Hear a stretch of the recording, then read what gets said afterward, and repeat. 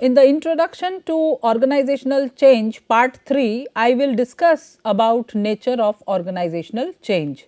Learning objectives here is define organizational change, what are the targets of change, explain how managers might change structure, technology and people, contrast and compare planned and unplanned change, developments in evolutionary change, developments in revolutionary change, how change is related to innovation.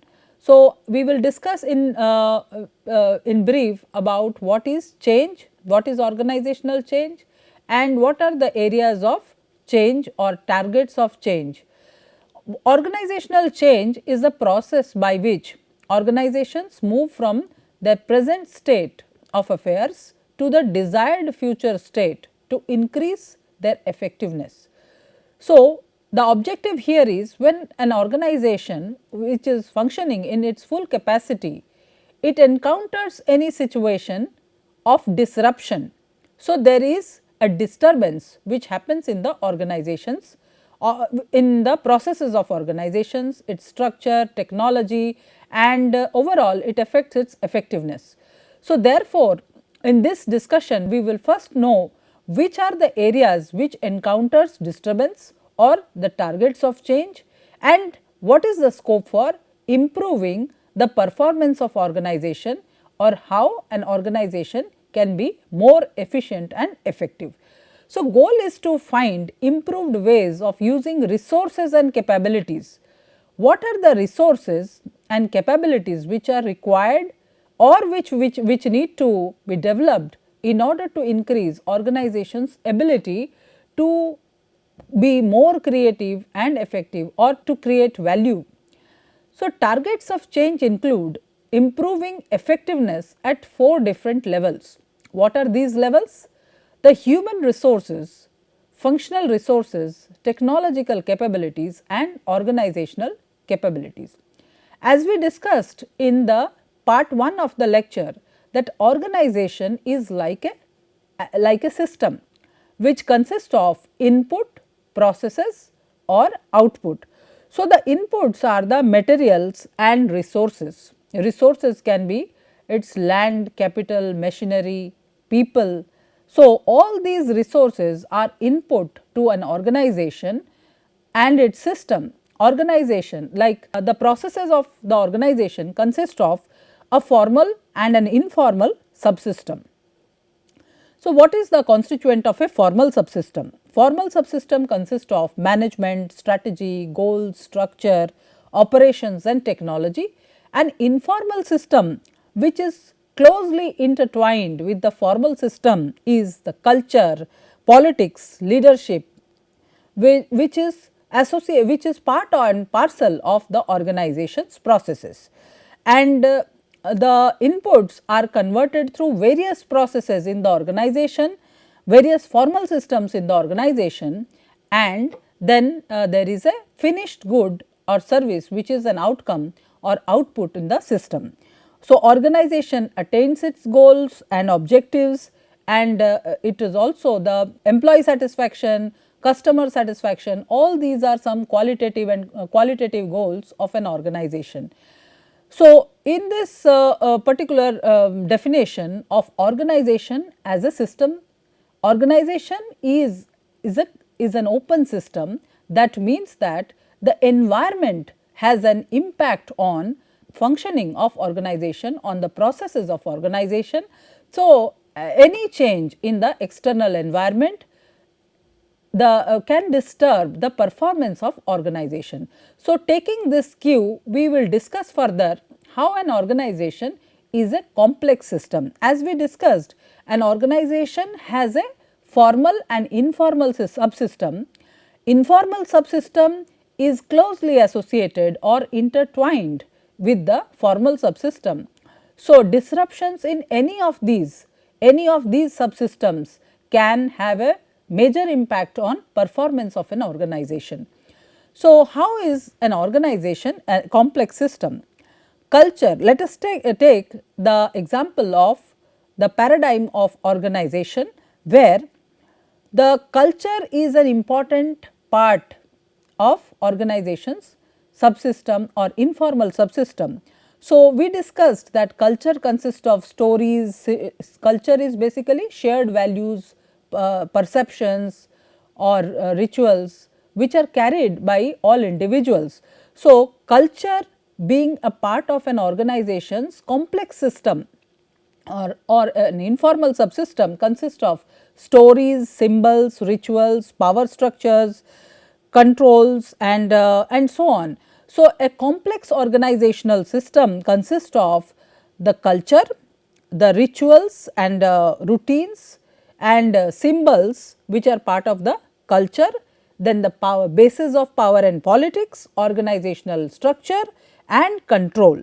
So, let us discuss about the stories, say the stories of the founder and his influence on the company's policies and practices. In a people oriented culture, people oriented company will have an impact on performance of an organization. I will cite one example of how Steve Jobs, being the founder of Apple, his philosophy, his policies have influenced the organization and its various policies. Similarly, Infosys was initiated or started up by Narayan Murthy. So, the value system of Narayan Murthy has influenced the organization's culture. So, there is a need to explore how the organization's stories influence the organizational paradigm. Symbols, the building and the warehouses, the artifacts, the awards of excellence, they all influence they influence the behavior and the performance of organization or the system of an organization. Rituals and routines, every organization has some kind of routine practices or rituals which they cherish and which also influences the organization's performance, organization system. Controls, IT control more operations, error measurement, quality, all these aspects are very important as a part and parcel of organization's system. Organization structure, what is the structure? Hierarchy, authority, basis of power, teamwork and incentive or profit based pay, responsibilities, how their responsibilities are being delegated, how they are carried forward. So, all these aspects are also part of an organization's complex system. Power structure, long serving managers and workforce, then positions based on expertise, then paternalistic culture, style of management, all and cooperative style of management, authoritarian and authoritative styles of management, all these are how the power structure is being practiced in the organization. So, that means why did we discuss about the organization and its complex reality, which we wanted to discuss about when there is a change in the organization, it influences not only the strategy, structure and technology, but it influences various aspects of the organization, be it the formal system or informal subsystem of an organization. So, what changes in organizations, strategy, structure, technology and people we will discuss in details. Change in strategy. Suppose there is a change in strategy. So, how does it influence the structure, technology and people? Work specialization, departmentalization, chain of command and span of control, centralization, formalization, the job redesign or actual structural design will be influenced if there is a change in strategy. Let us take an example. Say suppose an organization is working, there is a set standard or organization has, say suppose an organization has changed its strategy from cost minimization to say innovation. So, earlier the cost minimization, with the cost minimization strategy, the structure would have been more mechanistic and technology would be routine technology and the people would have also developed themselves according to or in synchronization with the strategy. But later on when there is a change in strategy. So, the structure changes, technology changes, structure would be more organic type of structure with more flexibility, more empowerment, and technology would be advanced technology, and it would be supporting the innovation in culture, and people would also develop accordingly. So, areas of organizational change. Let us discuss about organizational structure and design, and technology and operations and people in more detail, how they are, what areas are influenced or how it changes. So, taking the first one, that is organizational structure and design, the job design or nature of job changes. The departmentalization is also influenced. Reporting relationship, as I told you, if an organization changes its strategy from cost minimization to innovation, so there would be an impact on nature of job design, departmentalization, reporting relationship, authority distribution. Should there be centralization or decentralization? Coordination mechanism, what should be coordinating mechanism, who should be coordinating with whom? Line staff structure, how many employees would be, or line in the main administration, or how many would be in the staff role. Overall design, culture and human resource management. Then in technology and operation, information technology, equipment, work processes, work sequencing, control systems, enterprise resource planning. So, there would be a change in all these areas of technology and operations.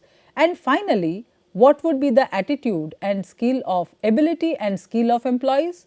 Should they need any kind of developmental measures or not? What is the effect of change on performance of employees, their perception, their expectation, attitude and values? Targets of change, especially human resources. Typical kind of change effort directed at human resource include investment in training and development, as the employee performing efficiently in the previous state of affairs with the change in technology would not be able to perform to his fullest capacity because of lack of training and development. Socializing employees into the organizational culture. If there is a change in culture, say suppose HP and Compaq has merged together to form a new organization. So, the employees of HP and the Compaq, they were groomed into different environment, to different culture. So, when there is a merged organization, so employee socialization is very important, or orientation of each other's culture, knowing about each other's culture, respecting each other's culture is equally important. So, socializing employees into organizational culture also includes an important kind of change, typical kind of change effort.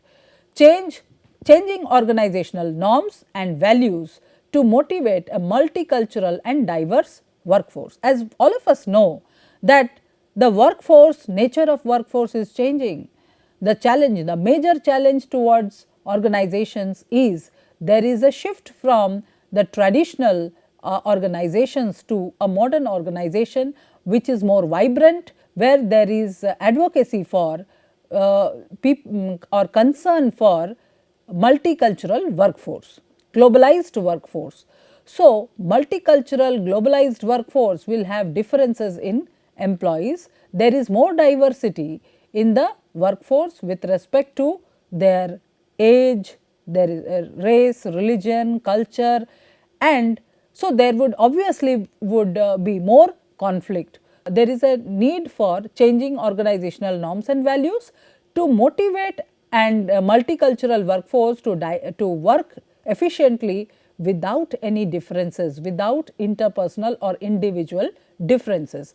Promotion and reward system should also be designed accordingly, changing the composition of the top management team. So, these are the changes which is required at the human resource management level. In the functional resources, how change is influenced? Change efforts directed at functional resources. by transferring resources to the functions where the most value can be created in response to environmental change. Organization can improve the value that its functions create by changing structure, culture, technology.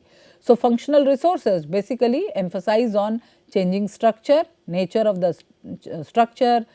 If the organization is having a tall hierarchical structure, it would be, with the change, it would become a flatter structure or a matrix type of structure or a project type of structure based on what is most comfortable in a situation or mostly aligned to a particular strategy.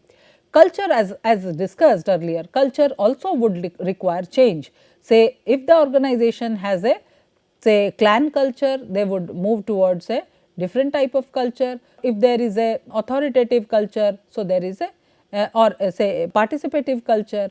So, there would be a shift from one nature to another type of one type to another type of culture. Similarly, technology also changes, and how to improve the technological capabilities.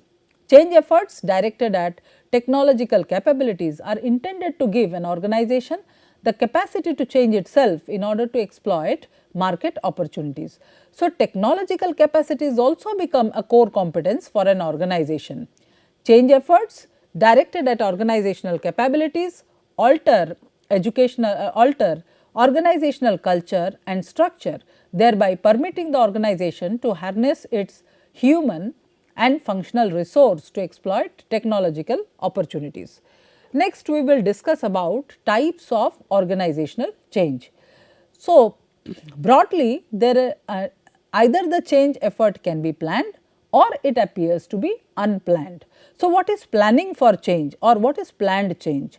If an individual, if an organization intends to shift from one state to another state of affairs, so there can be a planning required for change, or sometimes the disruptions or change happens which is unplanned in nature, which happens by chance.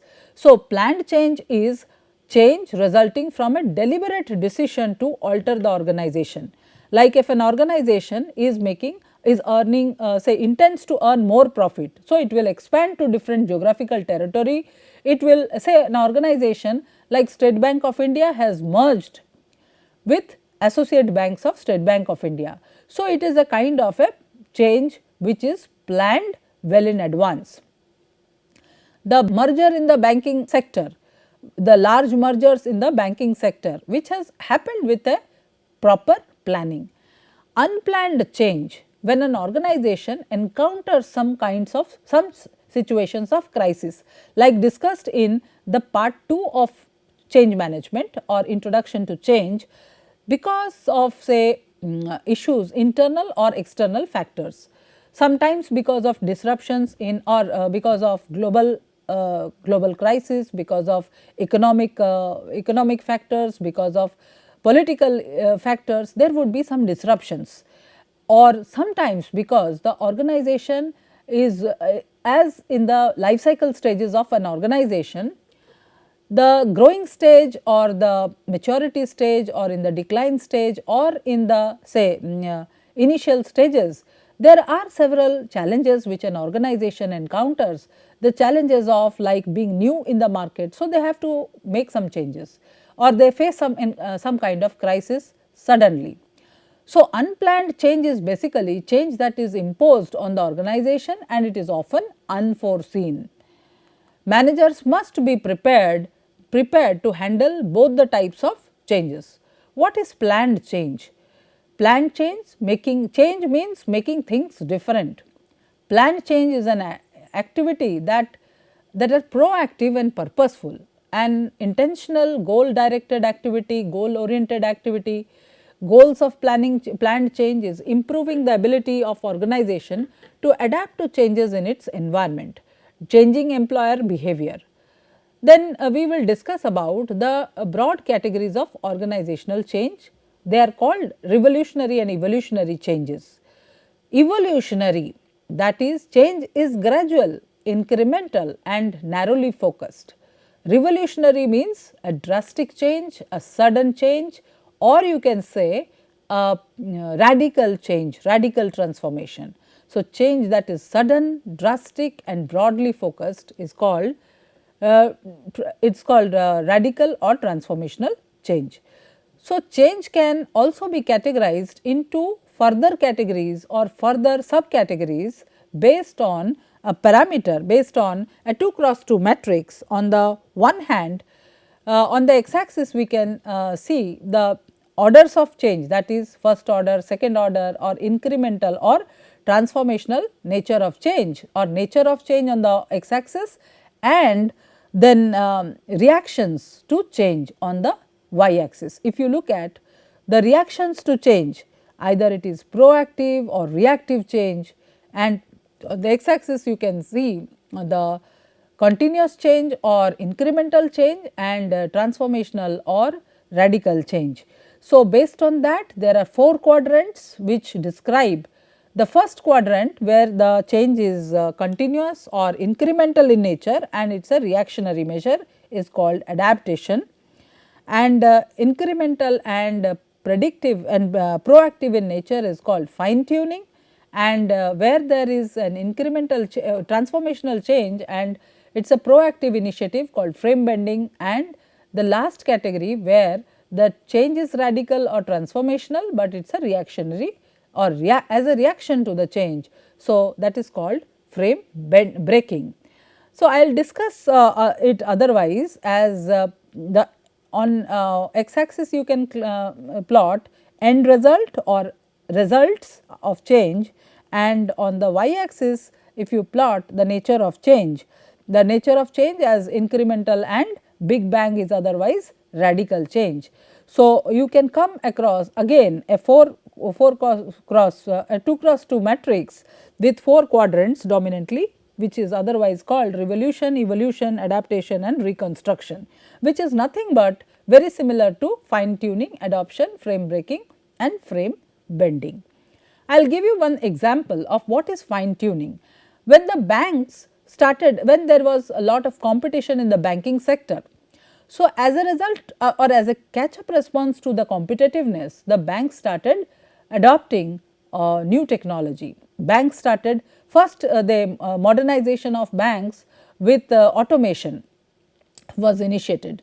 Further, the banking then they started doing transactions with using internet, and further then there is the new banking solutions have been adopted, ATMs and all these are in additions to the catch up response to competitiveness, or they started fine tuning their operations. Then as a reactionary measure, when the first bank launched, came up with new ideas, with new technology, the centralized banking solutions, the core banking solutions. So, other banks also started coming up with this idea and they also started adopting. So, that is called adaptation. Whereas, the third point that I would like to highlight is the frame breaking, frame bending and frame breaking. Frame bending is again a proactive measure adopted when the organizations sense make there and change, when there is much much ahead of any kind of change which will happen, or much ahead of anything that is going to happen in the organization, or the crisis which may emerge in future. So, some organizations are very proactive, they sense make what is the demand, how the demand is going to change in the environment, and so they plan accordingly. So, that is called frame bending, and there is a kind of complete shift in strategy, the complete shift in the business model. Like I would like to cite one example of how the Starbucks, which was earlier the importer of coffee beans, and they were doing very well in the coffee beans business by importing best quality of coffee beans.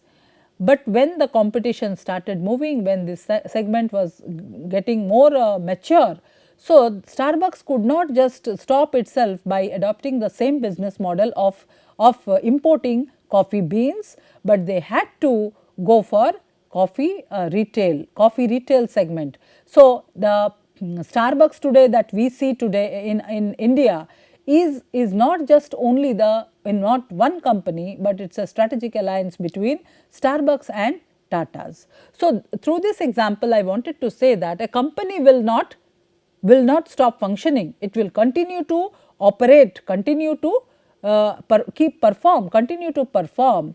So, they have to be very proactive, much in advance. They have to develop some strategy so that their continuity is maintained. And then next we come to the next point, that is frame breaking. When the organization or when the damage is already done, so the organization has nothing to do, but they have to save face. So, many organizations like Satyam, which has transformed or which would fall under the category of frame breaking, where it is a reactionary measure to a major change or transformational change. So, why these two categories are called transformational? Because the entire business model changed. So, however, so this says that though the company is in the same say there is a complete shift in the business model. So, and this is an example of reactionary measure to the damage or the crisis which has occurred. So, conclusively I would like to state that there are four types of change. One is fine tuning, adaptation, frame breaking and frame bending. Moving on to the next topic, development in evolutionary change. Socio-technical systems theory, a theory that proposes the importance of changing role and task or technical relationship to increase organizational effectiveness. Managers must fit or jointly optimize the working of an organization's technical and social systems or culture to promote effectiveness. Managers need to make change in the technical system slowly to allow group norms and cohesiveness are not disrupted. Socio-technical system and total quality management is also another type of ongoing and constant effort by all of an organization's function to find new ways to improve the quality of organization's goods and services. Quality circle, groups of workers who meet regularly to discuss the way work is performed in order to find new ways to increase performance. Changing cross-functional relationship is very important to total quality management. Flexible workers, employees who have acquired and developed the skills to perform any of the tasks necessary for assembling a range of finished goods. Compensation frequently tied to the number of different tasks what a person can perform, workers can substitute for another. Flexible working teams, a group of workers who assume responsibility for performing all the operations necessary for completing a specified stage in manufacturing process. Team members jointly assign tasks and transfer works from one task to another. Manager's role to facilitate the team's activities and use of flexible teams to assemble car. So, flexible teams basically are used in assembly of cars. There is a component manufacturer or say transmission component work team, engine component work team, exhaust system component work team, brake systems component work team and automobile final product work team. So, in automobile sector there is a continuous or flexible working team which keeps on working and performing to assemble cars. And development of revolutionary change. What are the developments? Re-engineering, managers redesign how tasks are bundled into roles and functions to improve organizational effectiveness. Instead of focusing on organizational functions, the managers of a re-engineered organization focus on the business processes, the various business processes like we discussed in case of assembly of car. The transmission component work team is different. So, there is a complete business process working there. The brake systems equipment work team or brake systems component work team is a different team. So, to look after functioning of each business process is very important. Companies re-engineer the work people do. What is a business process? Any activity that cuts across functional boundaries. It is a cross-functional team basically with members from different functional disciplines and also the horizontal differences are and members from different functional areas, from different vertical positions, which is vital to the quick delivery of goods and services, or that promotes quality or low cost. This forces managers to no longer focus on functions in isolation. What is re-engineering? Deliberately ignoring the existing arrangements of tasks, roles and work activities.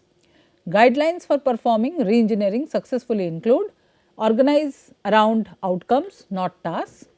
So, it is most result oriented and have those who use the output of the process perform the process. Decentralize decision making to the point where decision is being made. So, improving integration in functional structure in creating a materials management function. So, the CEO of the company before, if say in the first phase, if you see, the CEO is taking care of the manufacturing, purchasing, production control, distribution and marketing. But in the phase 2 or after the transformation, we can see that the CEO is taking care of manufacturing, materials management and marketing, and the materials manager is taking care of purchasing, production roles, production control and distribution. So, there is a kind of re-engineering, improving integration of functional structure in to create an effective organization. Development in revolutionary change, e-engineering refers to companies' attempts to use information system to improve their performance, restructuring, changing task and authority relationship, and redesigning organizational structure and culture to improve organizational effectiveness. What is downsizing? The process of streamlining the organizational hierarchy and laying off managers and workers to reduce bureaucratic cost. Innovation, the process by which organizations use their skills and resource to create a new technology, develop new goods and services, better respond to the needs of their customers, one of the most difficult instruments to change to manage. So, cultivating innovation at IKEA and designing beautiful but expensive product is very easy. Designing beautiful products that are inexpensive and functional is a challenge. So, this is said by IKEA executive. It is IKEA is known as a innovative approach to retailing and its ability to implement change efficiently and effectively. Organizational change has also been discussed at various organizations like Home Depot. CEO Robert Nardelli has dramatically changed the big box retailers culture by reintroducing systems that reinforce the new values. So, in this chapter what we have discussed is that there are various forces of change and those forces of change influence the human resources, strategy, structure and technology. So, it is advisable for organization to adapt to each of these forces, to learn from these forces and adapt to change. So, an organization can efficiently and effectively carry forward or can move forward effectively only if it can sense make what is going to happen in what are the forces working in the environment, external and internal, and how to manage those forces by changing its strategy, changing technology, changing processes, business processes. Then we also discussed about the types of change, that is evolutionary and revolutionary changes, otherwise called continuous and radical change or transformational change. With this, we have discussed at length about some concepts like re-engineering, innovation. Then we also discussed about total quality management, business processes, and then we also discussed about what is the effect of a flexible work team and flexible workers, total quality management, socio-technical systems theory, etc. So, with this I conclude this session here. Thank you.